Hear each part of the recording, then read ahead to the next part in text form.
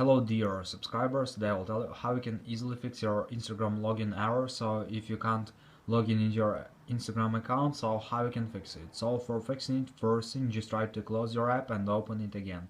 And if it doesn't help you, just go to the settings. In the settings you need to find here general, just scroll down, just tap on shutdown, slide to power off, wait a second and just power on your phone again. So just simple restore your phone. And if it doesn't help you, if you still have the server, so you just need to go to the general again, just open, just scroll down, just tap on